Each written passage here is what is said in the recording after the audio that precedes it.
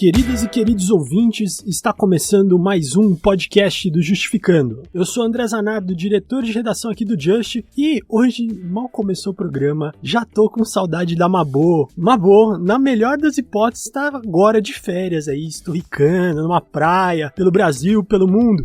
Bom, mas estamos aí, né? Pelo menos eu, você, ouvinte, a gente tem um ou outro. Quem sabe, né? Talvez você tá numa situação igual a Mabô aí de férias, escutando seu podcast favorito. Sejam felizes, cambadas, porque apesar de vocês terem encarnado no Brasil 2019, vocês não estão aqui pra sofrer, não. Então já vamos aproveitar pra mandar um salve pra essa galera incrível que passa a nossa palavra nas redes sociais. Lá no Twitter, um grande abraço pro Igor Bastos, que diz aqui que o nosso podcast é uma parada obrigatória. Um abraço também aqui pro José Leandro, ao André Cordeiro. Um abraço também pra Tamara Fly, a Tans, que diz que o podcast do Justificando não decepciona nunca. E a Dani Ferrari, que escutou o episódio sobre a diplomacia brasileira no Mercosul e na União Europeia. Acho que a galera curtiu bem esse episódio, viu? Então, gente, a gente fala todo episódio, mas é bom sempre lembrar vocês aí que pra sugerir temas, mandar recadinho, dar um feedback pra essa equipe maravilhosa, é só marcar a gente nas redes sociais, @_Justificando no Twitter e no Instagram. Segue a gente lá também no YouTube, que em breve vai ter a nova temporada do Que Droga é Essa? Então bora aí, recados dados, vamos, que hoje vamos conversar sobre literatura independente, vamos falar sobre Flip, mais precisamente do lado pirata da Flip, a Flipei, que esse ano recebeu Glenn Greenwald e rolou uma operação lá dentro para fazer esse evento acontecer. E a gente vai conversar aqui. Os bolsonaristas estavam indignados e causaram tanto lá dentro. É isso que a gente conversa sobre hoje. Para conversar sobre esse assunto, só chamamos colunistas que estavam presentes e viram tudo acontecer de pertinho. Então, como esse programa já faz alguns episódios que só tá trazendo família, vamos assumir logo de vez essa grande família que tá se tornando esse podcast. Marcelo Semer, Márcia Semer, esse casal revolucionário, sejam muito bem-vindos. Bom, obrigado, André. Bom, eu tô em casa hoje aqui, né, podendo estar com a Márcia, também com o meu editor aqui ao lado, e é um grande prazer poder voltar aqui, já tava com saudades. Muito bom, e já são muitos, já são mais de 4, Marcelo. Eu acho que esse é o 4º programa. Muito bom, muito bom. Márcia também, né? O meu é o terceiro agora aqui. Mas então é um prazer estar aqui com você, com o Cauê e com o Marcelo, e falar sobre a Flipei, porque nós estivemos lá, foi um evento sensacional e a gente precisa divulgar e contar para as pessoas o que rolou por lá, né? Beleza. Para quem ainda não conhece, o Marcelo Semer, que além de colunista aqui do nosso podcast, é escritor e juiz de direito de segunda instância. Márcia Semer é procuradora de Estado e presidenta do Sindicato dos Procuradores do Estado, das autarquias, das fundações e das universidades públicas do estado de São Paulo. Responsa, hein, Márcia? Nem me diga. Bastante. Cara, se eu mal consigo falar esse nome inteiro, imagina chefiar isso aí. Mas você tá de parabéns, hein? Falou tudo certinho. Muito bom. Então, como já foi dito aqui, nosso convidado especial de hoje é o Cauê Amene, editor da Autonomia Literária, um dos idealizadores da Flipei, que levou o Glenn lá pro barco pirata e acabou fazendo mais barulho que toda essa oligarquia do mercado editorial. Fala aí, Cauê, como é que tá? Boa noite, tudo bom? Beleza, queria agradecer bem-vindo. Aqui o convite, dizer que eu gosto muito do podcast de vocês, todo o material que vocês trabalham, seja no YouTube, seja no áudio. Eu acho que o que vocês vêm trabalhando no podcast é uma ferramenta do futuro, porque as pessoas cada vez têm menos tempo para consumir notícia, e o podcast é uma forma da pessoa consumir a notícia, ou pautas quentes, o hard news, fazendo outras coisas da vida. Então, assim, é estratégico, é um lugar muito bom. A direita tem um aparato que chama Jovem Pan, que atinge 16... Tem muitos aparatos. Na área do rádio, assim, ela verdade, tem um muito forte, né, que atinge, salvo engano, 16 milhões de pessoas. Nossa, né, foi resgatado, e ela virou uma potência no YouTube também com isso, foi resgatado por um esquema do Alckmin, né, se você tem uma reportagem boa na Piauí contando isso, e a gente tem que também disputar esses espaços. Então, assim, parabéns pelo programa e obrigado pelo convite. Valeu, o Cauê aqui é dos nossos, deixou aqui um presente pra gente. Primeiro um livro, Antifa, o manual antifascista do Mark Bray. Pô, legal, hein? Bacana esse livro. Autonomia é autônoma mesmo? Sim, é autônoma, mas é engraçado que você vai ver que a gente atinge todo... A gente é frente amplista, claro. podia dizer, ou ou uma editora não sectária, porque a gente publica desde Guilherme Boulos a Mangabeira, então todo o espectro ideológico político que está sendo representado institucionalmente nas eleições, ou não, porque a gente também publica anarquistas. No caso do Mark Bray é um autônomo anarquista, mas que reconhece toda a contribuição da esquerda da social-democracia ou da esquerda comunista no combate contra o fascismo no século XX. Então a gente tem assim essa história de frente ampla que defendem hoje contra o fascismo, ou que defendiam já os comunistas no começo do século, é a linha editorial da editora. É, a linha editorial do Justificando. Aí rola uma boa sinergia entre a gente. E deixou aqui também um livro, O Protegido, porque o país ignora as terras de FHC, do Alceu Luiz Castilho. Esse livro aqui deve ser bacana também. O que você pode falar dele? Esse é um furo de reportagens, são várias reportagens, algumas delas saíram na Carta Capital. Por sinal, a Carta Capital que mais vendeu em 2018 foi a capa da revista, era a reportagem sobre as fazendas que ele tem em Botucatu, que é muito curioso, assim, se você for trabalhar e ver o que aconteceu ali, ele não tem poder de quebra de sigilo, então ele não consegue também ir muito além da história. Mas o que se tem ali é o mesmo advogado do Instituto FHC e advogado do Odebrecht assinando documento. Você tem um cara que chama Jovelino Mineiro, que é o operador do FHC financeiro, e isso não é a gente que está dizendo, é a ex-amante dele que mora em Barcelona, que fala que o cara é operador, e esse cara é sócio do Emílio Odebrecht numa empresa de genética bovina, que todo mundo sabe que genética bovina, venda de sêmen de boi, todo mundo sabe que é isso, para que isso serve. Então os caras têm um baita do esquema de aliança, tem fazenda, terras, tá no nome dele, tem uma sociedade feita, assim... Caramba, é um furo mesmo. É um furo. É um furo. É um furo. E ainda feito pelo Alceu Castilho, Alceu Luiz Castilho. Ele é um super jornalista, né, da área De Olho nos Ruralistas, né? Isso. Além do Autonomia Literária, Rizoma, Flipei, Salão do Livro Político, agora a gente está trazendo a Jacobin e eu também trabalho no De Olho nos Ruralistas. Fantástico. Parabéns pelo trabalho. Muito bom. Conheço o Alceu, é primeira qualidade mesmo. Bom, bora começar nosso papo, mas antes disso, nosso muito obrigado à Rádio Brasil Atual, ao Sindicato dos Bancários do Estado de São Paulo e ao Crivelli Advogados. A Festa Literária Internacional de Paraty, em 2019, chegou à sua 17ª edição. Teve também uma ação para furar o bloqueio imposto pela lógica historicamente construída pelo evento. A Festa Literária Pirata das Editoras Independentes, a Flipei, que na sua 2ª edição, dessa vez, recebeu Glenn Greenwald e muitos outros convidados. Teve Aniele Franco, Zé Celso, Vladimir Safatli, a Sabrina Fernandes, Ailton Krenak, Gregório Duvivier, Luiz Felipe Miguel, Cabaré Feminista. É muita gente, hein? Caramba, muito bom. Eu diria que hoje em dia, por causa do recuo de toda a esquerda organizada, devido à conjuntura, hoje em dia a Flipei está se tornando, felizmente e infelizmente, felizmente pra gente e infelizmente pra conjuntura do Brasil, a maior arena de debates da esquerda. Isso já foi ano passado, isso vai se repetir esse ano, se não houver nenhum grande evento, porque antes tinha Fórum Social Mundial, Festival Utopia, tinha um monte de coisa. Hoje não tem mais. Foi praticamente um Woodstock lá nesses dias. É verdade. Conta mais. Hein? A gente teve lá e tinha atividade de manhã, de tarde, de noite, shows. E as pessoas iam pra lá e lá ficavam. Pra gente poder assistir a palestra do Glenn, que começava às 7, a gente chegou às 4h30, pra ter um lugar que pudesse sentar e ter visibilidade. E muita gente chegando. E assim, o pessoal que vai pra lá, vai pras mesas ou dá tempo de dá tempo de descansar? Qual que é a proposta? Quem que vai pra lá? Ficou muito na grama. Então as pessoas, no começo, quando tá mais vazio, o pessoal deita, se conversa e tal. Você encontra muita gente conhecida lá.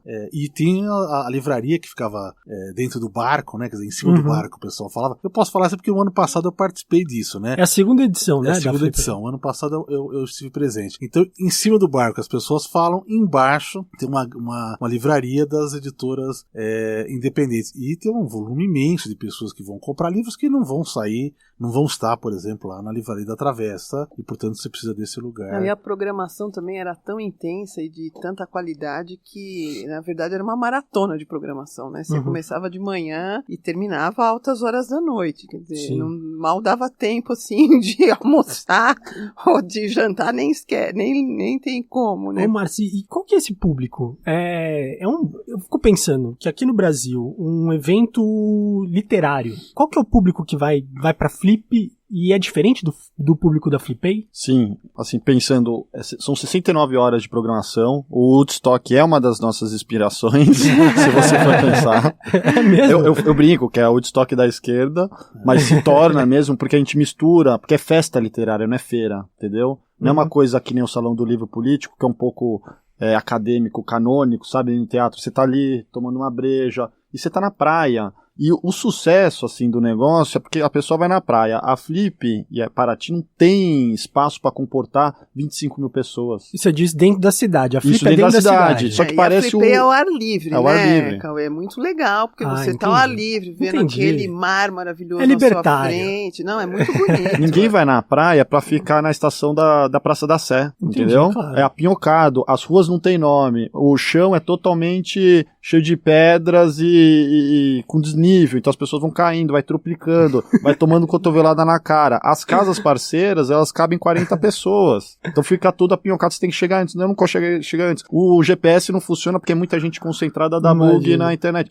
Então assim, aquilo não foi pensado. E aí, e o público? É o mesmo? O pessoal desloca de um lado para o outro? Como que funciona? O público da Flip, como é um público mais intelectualizado, ele já é organicamente de esquerda. Então, o que a gente via quando a gente foi criar a Flipei? A gente já ia na Flip e a gente percebia que os caras que iam na Flip iam tipo mais de esquerda, por exemplo, 2017. Mais de esquerda era o Caco Barcelos e o Freixo. Entendi. A gente entende assim, pra galera, nossa, outra esquerda. Não, a gente sabe que ele é um de esquerda dentro da social-democracia. Exato. No Estado liberal burguês, tá bom, esse contexto. E ainda quando colocava esses caras, seja o Caco Barcelos no esquema da Globo News ou o Freixo na Folha, coloca um debatedor sacana e o outro lado era, por exemplo, o Samuel Pessoa. Só que o Samuel Pessoa, que é um sofista da economia, começa a vomitar dados e o Freixo não manja de dados. Então parecia que o Freixo estava sendo engolido por um cara que estava falando absurdos, como que a Petrobras produzia o mesmo número de barril petróleo, e isso está gravado, há 15 anos. Caramba. Mesmo com a descoberta do pré-sal, que tipo, é 1 milhão por mês a mais. Então o cara falava uns dados assim e corria solto o debate. O que a gente pensou? Tá faltando alguém para fazer um debate sério em relação às pautas de esquerda, etc., e não essas arapucas que acabam fazendo. Mas, André, sabe também eu acho que o que chocou também, o fato de ter tido uma reação, vamos dizer assim, contra a iniciativa da festa, tal, foi exatamente que o público que integra a Flipei e a Flip é um público letrado, vamos dizer assim, e é um público, não sei exatamente se é de esquerda, mas é um público progressista, na medida que é o público que aceita discutir ideias, né? Claro, e ler, ainda que sejam ideias mais liberais, mais conservadoras, mas é um público aberto e predisposto a ouvir coisas novas, a ouvir coisas diferentes e que estão lá exatamente para isso. Então, quando você, num ambiente desse, que é um ambiente que toma a cidade, tradicionalmente toma a cidade há muitos anos, né? A Flip acontece há muitos anos. Você tem uma manifestação de impedir a voz do outro, de impedir a conversa, isso acaba soando um pouco nonsense, né? Completamente nonsense, porque a proposta de toda a festa, de todo o evento, é a divulgação, a troca, né, de conhecimento e de é o exercício de ideias, da democracia, né? Exatamente. Deveria ser o exercício da democracia plena, né? É uma festa da democracia. Com certeza qualquer festa literária é uma festa da democracia. Claro.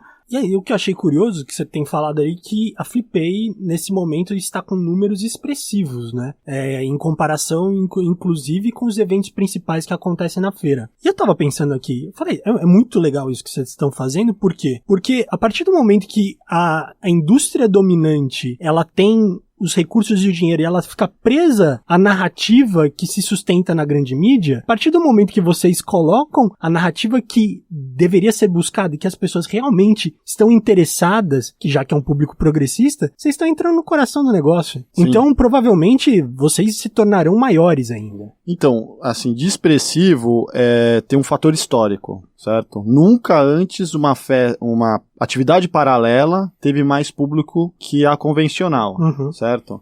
Aí podem alegar que o convencional tem a limitação do auditório, mas ele também tem uma praça aberta. Se somar os dois públicos das mesas mais lotadas do oficial, dá 1.000. A do Glenn, por ser assim, uma coisa bombástica e ganhou uma proporção maior por causa da polêmica em torno dos bolsonaristas que queriam censurá-lo, chegou a 3.000, 4.000 segundo nossas contas de fotos de drone. Então tem essa questão histórica. Assim, voltando um pouco que você estava dizendo do público, tem que lembrar que no Brasil os quadros intelectuais são todos de esquerda. Os que são de direita foram cooptados ou comprados. O Olavo, formação intelectual na esquerda. Reinaldo Azevedo, formação intelectual na esquerda. O Euclides da Cunha, que era homenageado do ano, por sinal, ele é tido como um intelectual militar, pelos méritos jornalísticos dele. Se você for ver o que ele estava publicando sobre opinião política, que autor ele não defendia Adam Smith, ele defendia Marx, ele não defendia Locke, ele defendia Proudhon, ele era um socialista. E essa foi uma coisa interessante, o Cauê inclusive escreveu o livro que foi objeto da mesa. Organizou, né? Sim. Euclides da Cunha socialista, que é uma coisa que a gente não tinha. Não espera. Não tem essa dimensão, tinha noção. Né? E que, transmitindo esse tipo de texto, é algo que, inclusive, a Flip, já que está homenageando, deveria ter inserido dentro da programação, né? Porque tinha até... quem foi que fez a Valnice Galvão, que é a maior especialista, ela abriu a Flip, né? Mas a Flip, ela tem esse costume, que não é só a Flip, é toda a burguesia nacional, ela tem o costume do quê? Separar é aquela coisa do separar arte pela arte. Eu vou separar o autor da arte. Só que o Weber, que é um liberal, por sinal, já dizia, o neutro já se decidiu pelo mais forte. Se você neutraliza um autor, historicamente, o que você está fazendo? Falando que ele é a favor do regime da época. E não tem isso. E se você for pegar todos os grandes pensadores, querendo ou não, sorte nossa ou não por estar no campo certo da história, que faz o mundo girar pra frente, eles eram de esquerda, cara. Albert Einstein era de esquerda, todo mundo assim, que todo mundo tenta separar. Quem vai pra frente, normalmente, é de esquerda. Sabe? E aqui no Brasil... conserva e o outro vai pra frente. Exato. E aqui no Brasil, assim, a nossa direita, ela não tem, assim, aquela coisa da direita liberal inglesa, que lá um liberal inglês aqui seria um cara de meio de ultra esquerda, né? Um Lockeano. No Brasil, o Lockeano estaria no MTST, defendendo a propriedade pelo bem da vida. Por meio do contrato. Exato. Isso aqui é muito conservador, porque também nunca teve uma mudança de regime através de uma revolta, certo? A elite sempre se atualizou o que aconteceu. E ela foi adaptando as narrativas históricas. Só que quando a gente vai pesquisar a fundo, um pouquinho, nem muito, eu também não sou especialista em Euclides, eu pesquisei 3 meses. Só que era engraçado, eu ia falar com o pessoal da Flip, ia falar com o pessoal, as editoras que publicam Euclides, com todo mundo que deveria conhecer mais o autor. Cara, ninguém sabia dessa questão. Ele defendeu Proudhon, ele não só defendeu qual era o pseudônimo dele, ele defendeu, assim, depois do Canudos, Marx. Então, assim, tem uma certa lavagem cerebral em relação ao legado histórico-político de certos autores. Isso é uma coisa que ficou normalizou, né? Muito bom. Agora, vamos então... Cara, agora a curiosidade máxima foi essa operação do Glenn Greenwald aí. Como que aconteceu? Ele tinha... Primeiro, acho que é melhor a gente explicar quem são esses bolsonaristas. Como isso surgiu? Eles estavam no evento? Eles não estavam? A gente, assim, já de antemão, a gente tinha uma empresária dentro de um grupo de empresários de Paraty, que ela já entrou em contato com a gente. Então ela era tipo uma infiltrada dentro do grupo dos caras, que são esses caras novo ricos, provincianos, que fazem uma benfeitoria numa estrada, na rua, e a capitalizam politicamente para fazer o filho vereador. Mas sabe? Isso de Paraty. De Paraty. Pessoal de lá. Pessoal de lá. Além disso, tinha acabado de rolar um impeachment na cidade, lá e em outras cidades, se você for ver, municípios, tá rolando até impeachment. Campanha, né, para prefeito, né, rolando durante a Flip, com bandeiras. Então o clima tava exaltado. Sim. E lá teve 70% dos votos foi a favor do Bolsonaro. Mas não que o pessoal seja engajadamente bolsonarista, é por causa da onda que tava e tem esses novos empresários que começam a capitalizar em cima dessa forma, certo?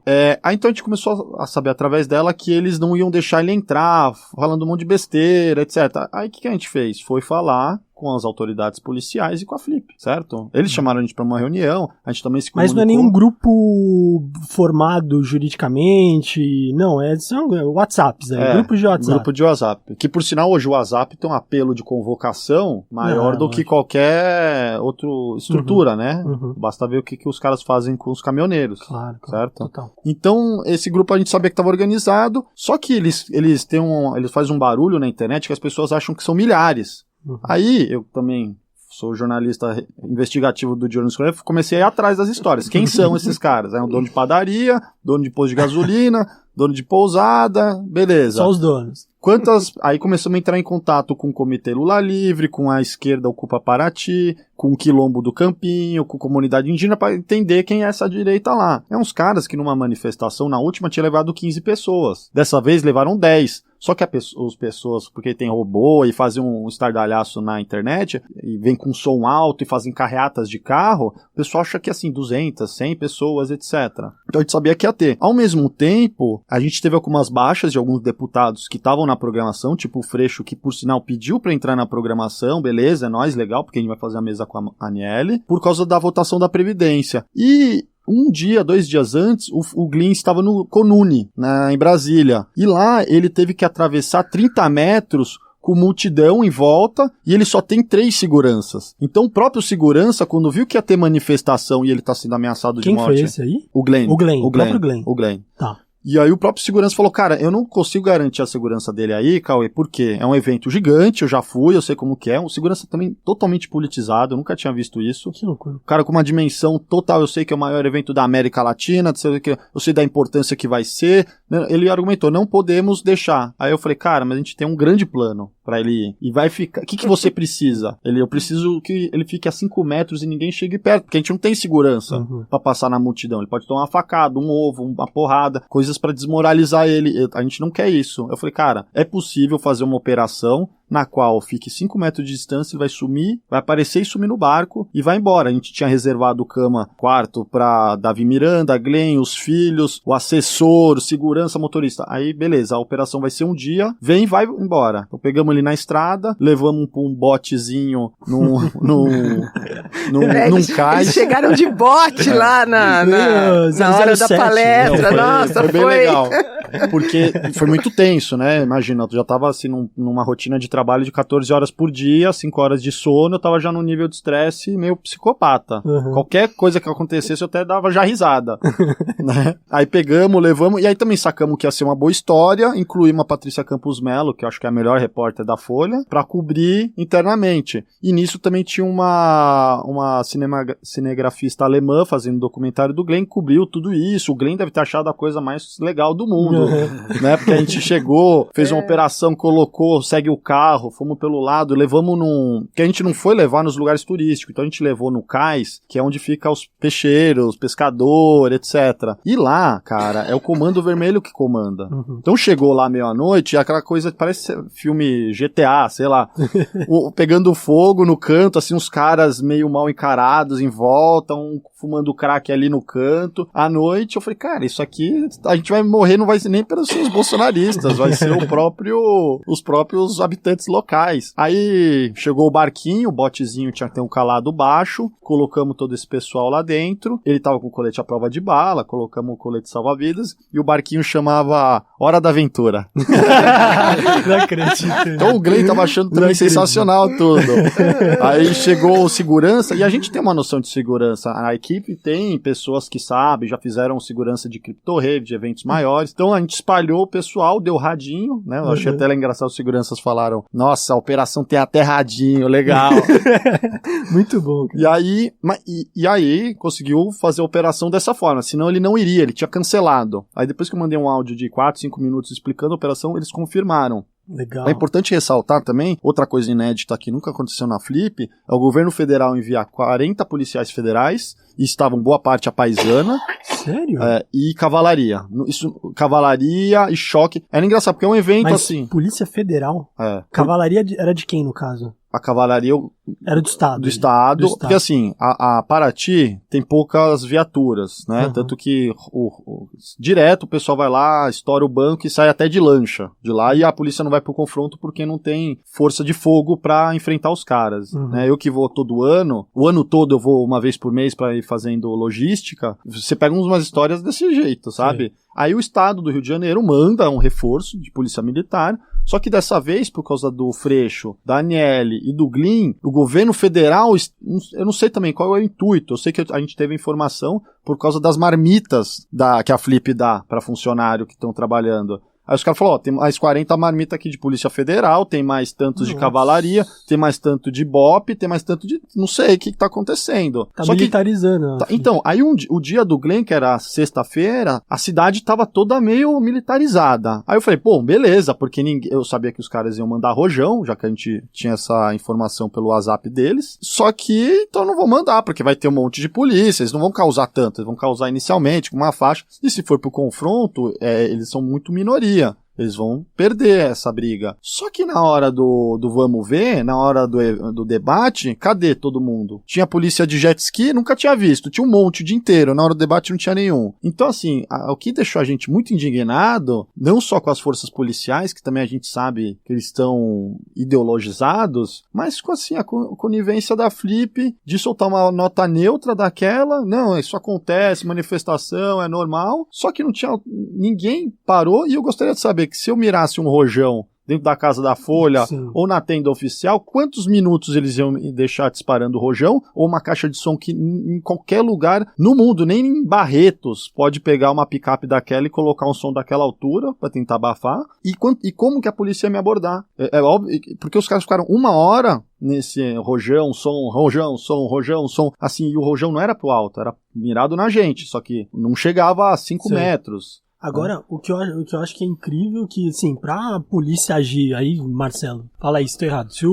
Quando a polícia age aqui em manifestação, vem lá, anota no dia seguinte, fala, direito à manifestação, não pode ter 2 manifestações no mesmo lugar, enfim, tem toda uma regulamentação pra isso. Agora, num caso de uma feira literária, pra mim, é sim uma manifestação política também que as pessoas estão passando ideias. Não, até porque eles fizeram uma coisa que estava anulando uma programação que estava em andamento, né? Oficial, quer dizer, aquela programação, além de ter 3, 4 mil pessoas lá, era uma programação que estava sendo esperada. E não é que eles fizeram, vou fazer uma outra aqui no mesmo lugar. Eles fizeram barulho para atrapalhar. Quer dizer, eles tentaram anular a manifestação. Felizmente não conseguiram. A gente conseguiu ouvir tudo. Rolou bem. O Glenn, do Vivier, a Sabrina tinham para falar. Mas é uma coisa inadmissível. Quer dizer, mesmo que não tivesse algo de segurança envolvida, pelo menos a questão de barulho, você não pode fazer um barulho nessa dimensão que eles estavam, porque eles estavam do outro lado do canal, né? Nessa dimensão, e ainda atrapalhando uma manifestação aí legítima, enfim, foi assim... Era uma manifestação não, era um evento, né? Não era uma manifestação, não era um ato político, era um evento literário, né? Lógico que ele tinha componente político, como tem a mesa enfim, qualquer mesa literária lá. Qualquer coisa. Sim, ainda que não fosse a Flipei, as próprias mesas oficiais têm também. Mas essas mesas, elas estão levando cultura, né? Inclusive está dentro da programação, paralela mais na programação.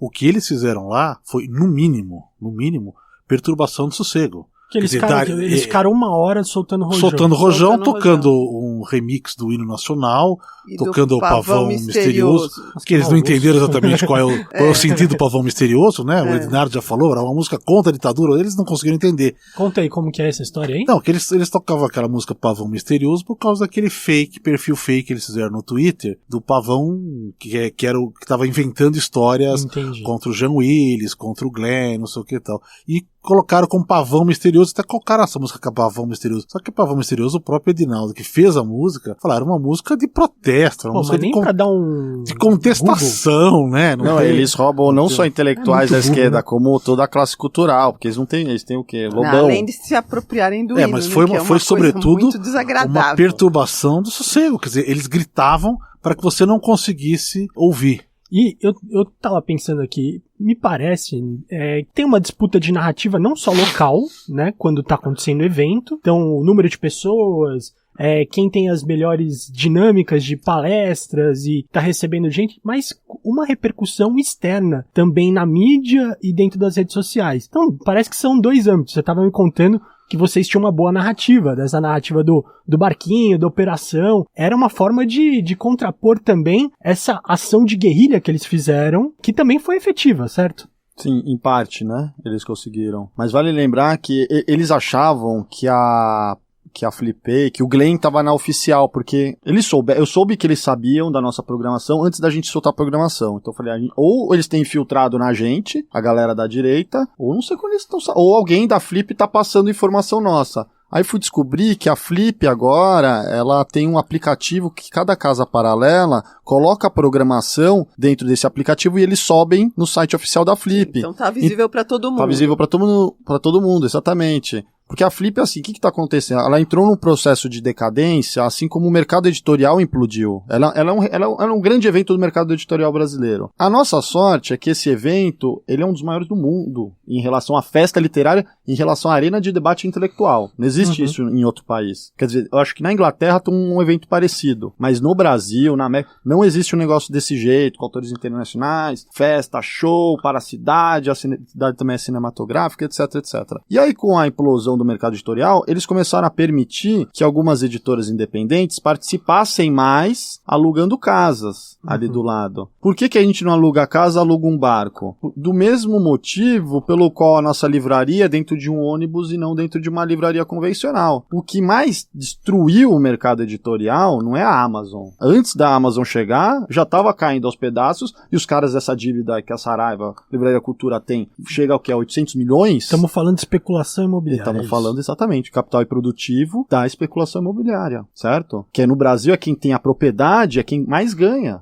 Aí que tá, de novo, em todas as operações você cai nessa equação. Eu até falo pro Mauro Moirós, que é o idealizador da Flip, fala, cara, a gente tem um inimigo em comum. O que vocês devem pagar no orçamento de vocês, a maioria é hospedagem, tá ligado à propriedade. Até no nosso, que a gente tenta fugir disso com estruturas nômades, e por isso aí até o Proudhon cai bem na narrativa, porque ele é antipropriedade. Até no nosso orçamento, uma boa parte é hospedagem, casa, essas coisas. Porque assim, por exemplo, uma casa lá, meio afastadinha, nem no centro, é 30, 40 mil reais. Caramba! Só que 30, 40 mil reais, você mora em São Paulo, aqui do lado, na Bela Vista, por sinal onde eu moro, durante o quê? Mas 2 anos. É pra 5 dias, 6 dias? Para 5 dias, 30 mil reais. É muita coisa. Não, é um evento, assim, economicamente para a cidade importantíssimo, isso não tem dúvida, de modo que até burrice da parte deles, eu acho, criarem algum tipo de, né, dos moradores locais lá, ainda que sejam grandes proprietários, né, criarem algum confronto, algum desconforto para quem vai, seja de direita ou de esquerda, porque para quem está na cidade é uma oportunidade enorme da cidade de se vender e, enfim, se sustentar durante o resto do ano, porque é muita gente, é muito bonito, quem nunca foi deve ir, porque vale muito a pena, é um lugar maravilhoso. A ideia da intolerância está passando por cima dessa questão de mercado, né? Você vê, logo depois aconteceu aquele episódio no extrato baixo, né? Não, extrato baixo não, aconteceu aquele episódio lá da Miri Leitão, que foi desconvidada, e o Martelo, o Abrantes isso é um também. episódio importante.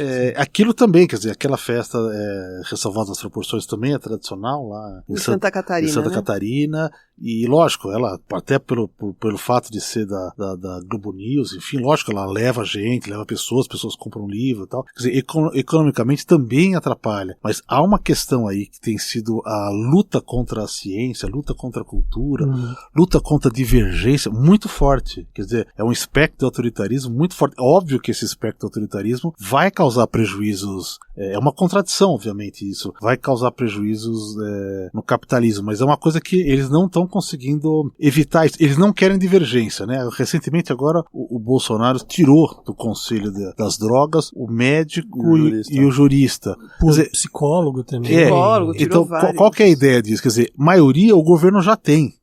O que eles podem ouvir lá é a divergência, eu vi outras opiniões. Eu não quero ouvir as outras opiniões. É essa. Como não quer ouvir, né? Como não quer ouvir o INPE, né? O que o INPE tem a dizer. A Anvisa, olha, se a Anvisa decidir sobre o cannabis, eu vou fechar, é uma ameaça. Então, o que está acontecendo é o seguinte, nós estamos vivendo um momento de obscurantismo, onde não se quer sequer a divergência. Não quer dizer que, olha, eu tenho medo de perder. Ele não tem medo de perder, ele vai ganhar, mas ele não quer ouvir a divergência, ele não quer ouvir o contrário. E isso é um autoritarismo muito forte. Não quer ouvir, não quer deixar que os outros ouçam. O governo não tem nenhum projeto, mas tem esse projeto bem claro de anulação de qualquer ponto divergente, né? Que é uma coisa tipicamente fascista, né? Fascista. Sim, total. Eu acho assim, a gente vem trabalhando, se você for ver a linha editorial da editora, ela tá antifascista agora. Tudo que é Clara Zetkin, os maiores assim, analistas, a Clara Zetkin é uma grande pensadora comunista do surgimento do fascismo, e o Trotsky é outro grande pensador, muito bom assim internacionalmente, porque consegue fazer todas as ligações do surgimento do nazismo. Todos eles colocam algumas semelhanças que você consegue trazer com a atual conjuntura, que é impressionante. Até porque quem é o ideólogo de toda essa ideia passa muito pelo Mussolini, que era um ex-comunista, certo? Que trabalhou com o Gramsci na mesma redação, que dominava os meios de propagação de ideias, na época era a rádio, hoje é o YouTube e as redes, e eles usam muitas estratégias, só que com um grau místico no final, um grau de ultra-hegemonia contra a diferença. Então eles desvirtuam tudo isso, mas eles usam toda a ferramentaria da luta hegemônica que tem dentro do marxismo. E eles usam isso ao contrário. Só que o Trotsky está falando, parece que está falando do Olavo de Carvalho. Não, ele está falando do Mussolini. Aí ele fala, não, o cara aqui ganhou a eleição com 36% dos votos válidos. O Bolsonaro foi 38%. Não, ele tem milícia digital que é para destruir reputação e ameaçar. Também tem aqui e tinha lá. Então você consegue traçar vários paralelos, né? Tem a questão que eles também usam da fidelidade da família, que é uma coisa que o Bolsonaro coloca muito forte, que o Olavo de Carvalho tem plena ciência que você só consegue quebrar certas estruturas do sistema se você tiver um alto grau de fidelidade, o que só tem na máfia, e por isso que a máfia é feita com a família. Entendeu? E ele sabe disso, ele usa de tudo isso. Cara, se vocês forem... É que eu assim... gente tem a família justificando aqui também, tá tudo bem. Família por família, né, André? Eu acompanho esses caras há muito tempo, entendeu? Eu acompanho o Olavo há uns 10 anos, eu vejo ele formulando tudo isso o tempo todo. Se você for pegar o filme dele, Jardim das Aflições, você vai ver que eu acho que hoje a maior biblioteca marxista, com obras completas do Stalin, do Trotsky, sei lá o que, Lenin, é ele que tem. Só que ele usa disso como ferramenta, não pelos ideais, mas como ferramenta para destruição dos inimigos e conquista de hegemonia, etc. Então, assim, eu acho que tem um lado fascista que é impressionante. Assim, eu acho interessante que o Cauê falou, essa questão da fidelidade à família. A gente pode não entender quando o Bolsonaro fala, olha, vou dar a embaixada pro meu filho. Todo mundo vê isso com uma forma, olha que absurdo, o cara só sabe fritar hambúrguer, fala mal inglês, não tem nada e tal. Mas eu acho que ele passa uma mensagem de que eu defendo os meus filhos e a família sobretudo, que tem outras repercussões, outras consequências. Eu acho que, curiosamente, ele ganha quando faz isso. No nosso meio, o meio mais intelectualizado, a gente olha para isso, mesmo as pessoas mais conservadoras, olha e fala assim, imagina esse fulano aí, vai ser embaixador em Washington, né, o cargo mais importante da diplomacia e tal. Mas eu acho que pro conjunto da sociedade o que mostra ele defende os filhos dele. Eu acho que esse é um valor, acaba mais importante. A sociedade autoritária mesmo, né? Paternalista. Aliás, esse gap de discursos, né? Eu acho que às vezes a gente não consegue entender o alcance de algumas atitudes do Bolsonaro, enfim, ou de alguns dos ministros, que nós vemos como aberrações, né? E a gente que tem alguma letra assim que estudou, que tem o conhecimento, enfim, e que para uma parte da população aquilo passa como uma coisa positiva. E então eu acho que nós precisamos ter um pouquinho mais de humildade, talvez, de não achar que tudo é uma aberração e saber ler. Claro. Né? O Bob Fernandes esteve aqui, né, naquele programa, e ele falou exatamente isso. É uma ingenuidade achar que uma pessoa que com esse discurso ganha a presidência que não tenha um conhecimento intuitivo muito forte, né? A minha avó falava o seguinte, para quem sabe ler, pingo é letra. E eu acho que a gente está descuidando de ver os pingos, entendeu? Porque isso que o Marcelo falou é muito sério. De fato, o que parece pra gente uma absoluta aberração, essa coisa do filho, não tem cabimento nenhum na minha cabeça, na cabeça do Cauê, na tua, a do Marcelo, que o fulano seja indicado para embaixador dos Estados Unidos. Ele não tem nenhuma qualificação, não se preparou para isso, enfim. Mas isso transmite uma outra ideia que para um determinado extrato e segmento da sociedade não é uma ideia ruim. É uma ideia de, o cara banca mesmo o filho dele, é isso aí, tá, entendeu? Eu acho que a gente precisa essa ideia de lealdade, saber ler, né? Saber ler um pouco essas coisas. Não, isso é estratégia montada. Se ele fala, tem que fazer isso com seus filhos, Olavo, né? Agora, uma coisa interessante que o Marcelo falou, e dá pra fazer uma costura em relação a esse episódio e a Flip, é esse lado anticapitalista até, sabe? Anticapitalista por quê? Porque não tá prezando o lucro ou o comércio ou qualquer coisa do tipo. Tá prezando outros valores que não esses. No caso, por exemplo, a diplomacia do Bolsonaro ou colocar o filho dele lá, que é na verdade um pedido do Steve Bannon, certo? Que é o chefe do Olavo de Carvalho e é o cara que faz essa conexão global do Bolsonaro com o Trump e com o Salvini e com outro cara lá, acho que da Hungria, né? O grego lá. Isso por que é anticapitalista? Porque ele começa a se aliar diplomaticamente com países que não são superavitários para eles, mas deficitários para o Brasil na balança comercial. Os Estados Unidos causa 250 bilhões na balança comercial negativo para a gente. A China é superavitária. A Venezuela, que o pessoal falava muito mal, por sinal, é 4 bi superavitário. Por que eu vou começar a criar entrave ou tretas ideológicas, políticas, com os meus grandes parceiros comerciais? O que isso vai acontecer? A balança do Brasil comercial, que é positiva, vai começar a ficar mais negativada, certo? Então é anticapitalista nesse sentido. No caso da Flip e desses bolsonaristas que nem frequentam a Flip, porque eles é uma confusão total, achava que o negócio era da Flip. O Glynn é um terrorista norte-americano, o cara ganhou Pulitzer e Oscar nos Estados Unidos, sabe? O cara quem ganha o Oscar, né, cara? Então assim, é uns caras malucos, tudo bem, mas assim, é um maluco que é até anticapitalista, embora eles falem que estejam salvando o capitalismo. A Flip, ela coloca num evento, ela movimenta 56 milhões dentro da cidade. Aquela é uma cidade de 50 mil a população. O PIB da cidade, e não estou falando do orçamento da prefeitura, o PIB da cidade é de 400 milhões. Ou seja, cerca de quase 1/10, 10% ou 15% é movimentado nesse evento. 5 dias, né? Paraty, que é uma cidade bonita, cinematográfica, etc., hoje tem o Bourbon Festival lá, tem o da cachaça, da música, sei lá o que.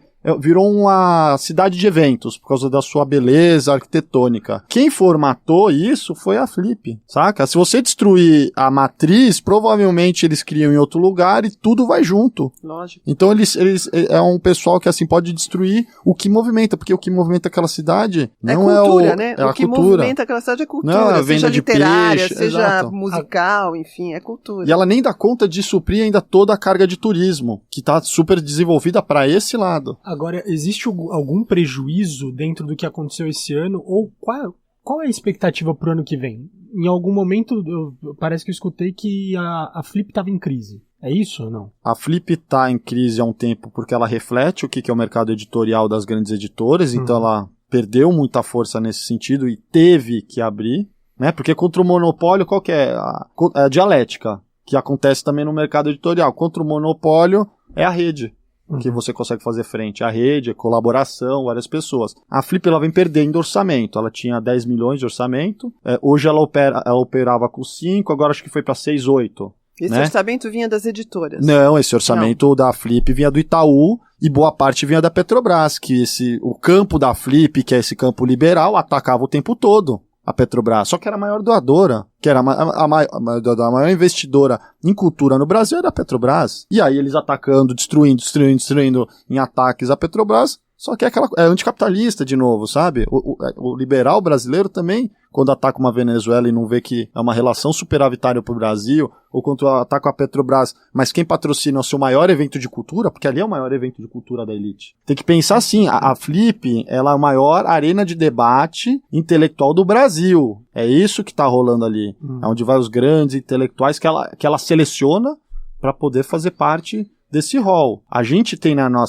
consegue enxergar claramente que o mais à esquerda é um social-democrata, é um Haddad, é um Freixo, é um Gregório do Vivier. Isso é o mais radical que ela consegue colocar como um colunista na Folha, um programa na HBO, um debatezinho dentro da Casa Folha ou na Flip. A gente entende, assim, como que funciona. Como funciona o mercado. Um pouquinho mais para a esquerda, um cara mais marxista, ou mais anarquista, ou mais socialista, ou um social-democrata radical, que é o Glyn. O Glyn não defende a revolução, o Glyn defende o Estado burguês. Só que ele operando de uma forma que nem deveria operar, segundo as leis, né? Porque ele é advogado antes de tudo. É verdade. Ele defende, assim, as constituições do Estado burguês. Só que ele é um social-democrata radical. Nem esses caras querem defender. E o Euclides da Cunha é reconhecido não porque ele era um milico, ele é reconhecido porque ele era um jornalista. Então o maior jornalista do mundo, e do ano, há sei lá quantos anos já, é o Glyn. Ele tá no Brasil. Por que os caras não convidam? Por sinal, eles acharam, assim, ruim que a gente convidou ele,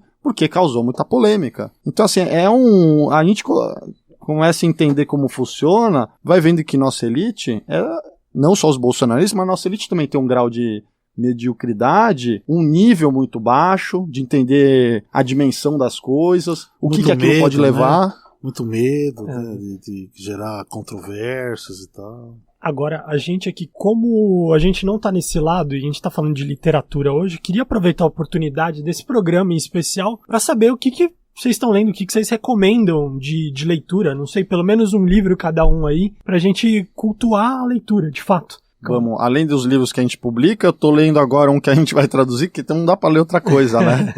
Que chama Full Automated Luxury Communism. É do Aaron Bastani. É o debate mais alto que está tendo hoje na Inglaterra em relação a... um debate meio marcusiano. Em relação à tecnologia existente no mundo hoje e como ela deveria, na verdade, beneficiar a gente, liberando a gente do trabalho, do que escravizando e causando desemprego. Caramba, eu quero ler já. Não, é animal.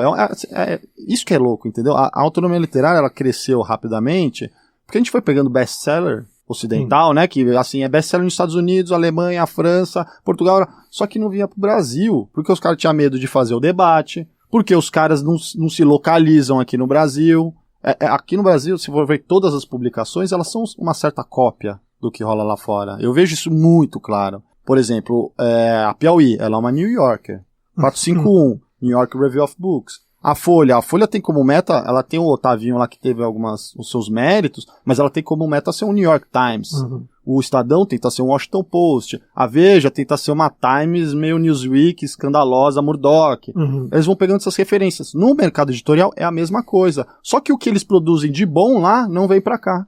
E eu acho que assim, Oscar Wilde tinha uma frase que é boa, que é: a arte termina onde começa a cópia. Ou você confessa que está copiando, ou você inventa alguma coisa de verdade. Qual que é o nome do livro? Full Automated Luxury Communism. Vai sair por vocês Vai em sair breve. pela gente até final do ano. Ah, bacana. Faltou ele falar o livro mais importante que saiu pela autonomia literária, que foi Entre Salas e Celas. 20ª edição. Ó, jabá. Mais um jabá. Jabá do Marcelo. Eu fico muito animado, disse isso quando eu fui na outra Flipei, que quando a gente começou a conversar sobre o livro, eles não tinham nenhum livro publicado. Quantos vocês têm hoje? Acho que 40. 40 Parabéns, livros. cara. Puta trabalho. Essa foi uma aposta muito legal. Muito legal. Que eu fiz aí, quer dizer... Ele até falou comigo, olha, nós não temos nenhum ainda publicado, né?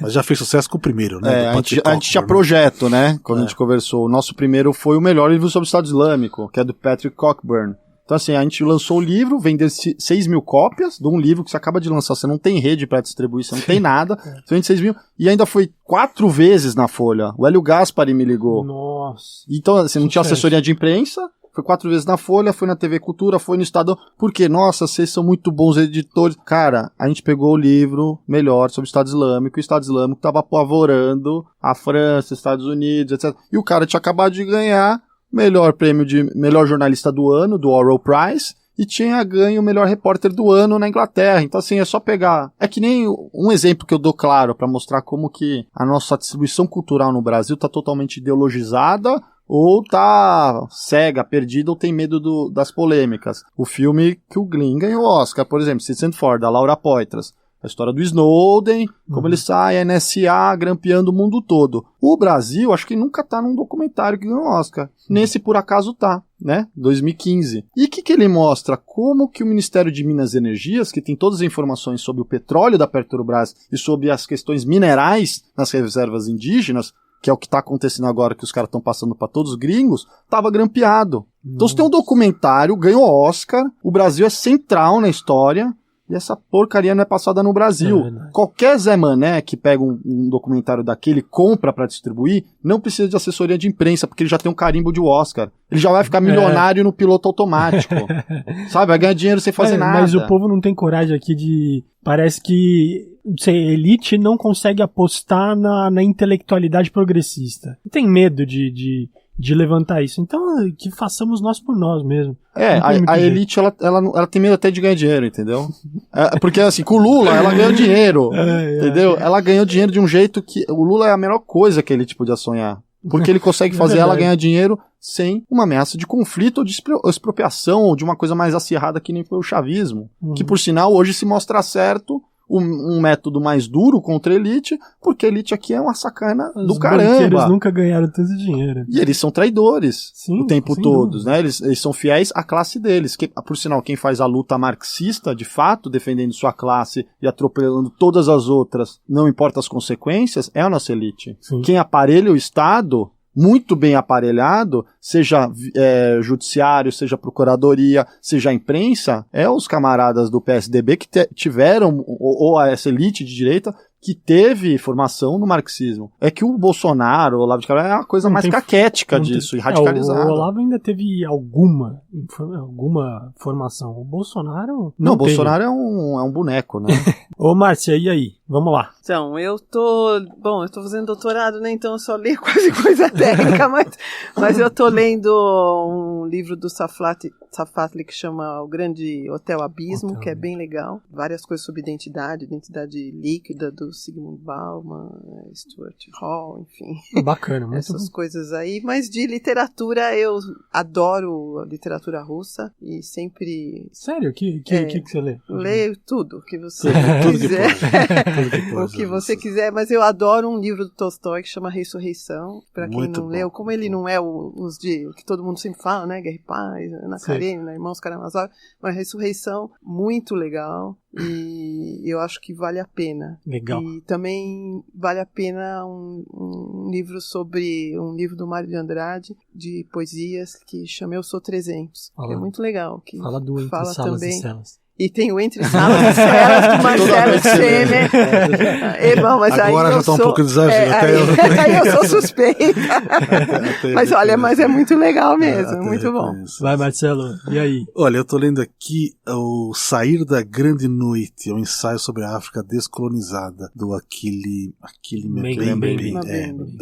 Vai contando como foi digamos assim, a invenção da descolonização da África, né? Ele vai trabalhar sobre duas ideias de descolonização, a libertação, digamos assim, né? Os momentos de independência, e a outra questão que é que a gente chama no Brasil hoje a decolonização, né? Ou seja, você vai depurando aquele paradigma que ficou por tanto tempo. Eu acho que é interessante, porque a gente também, de uma certa forma, está vivendo hoje um momento aí, assim, de reconstrução, essa ideia quilombola, de recuperação, de reconstruir as nossas raízes, né? Você está olhando para frente, mas você tem que olhar para trás para ver como é que a gente se criou. Legal. Eu, no caso, tô lendo... Eu acho que tô voltando um pouco para escrita oriental, e que nesse momento a minha visão é de que o momento atual ocidental, principalmente aqui no Brasil, tem buscado destruir todos os valores, sejam eles os valores morais mais básicos, éticos mais básicos, e aí eu acho assim que a filosofia oriental é muito boa porque ela em parte se baseia nisso. Eu tô lendo o Tao Te Ching, ou em chinês Dao De Jing, e do Lao Tse, que é muito bom, recomendo bastante. É uma leitura que parece que é simples, né, que você vê que são pouquinhos versos, é um livro fininho, mas às vezes tem que ler, você lê uma página, você precisa de um mês para você depurar na tua vida e ver se aquilo faz sentido. Agora uma coisa é certa, o Sérgio Moro tá lendo uma biografia, só que a gente não sabe qual é, né? Talvez é o The Intercept. Quem sabe? Quem sabe? Pergunta pro hacker. Gente, papo muito bom, muito legal. Cauê, foi um prazer te conhecer. Parabéns pelo trabalho. Essa frente ampla aí faz muito sentido com Justificando também. Cara, admiração por ti. Márcia, mais uma vez, obrigado. Nosso colunista, Marcelo Schemer. Foi muito bom, gente. Foi legal. Foi bom? Obrigado pelo convite, gostei também. Beleza. Muito bom. Então... Parabéns pra você também, André. Mandou bem. Valeu, gente. Sem a Mabô, hein? Sem a Mabô. Que coragem, hein? Coragem. Mas Mabô tá aí de volta sem ser próximo programa ou outro. Então, gente, vocês já sabem, toda semana, às quintas-feiras, 7 horas, deve estar aí no teu podcast, se não atrasar. Mas é isso, gente. Deixa seu comentário lá no Twitter, no Instagram. Se você estiver vendo no YouTube, não esquece de dar um like no vídeo, porque isso é muito importante pra gente. Muito obrigado pra quem nos apoia, nossos ouvintes, e até a próxima semana. Um abraço.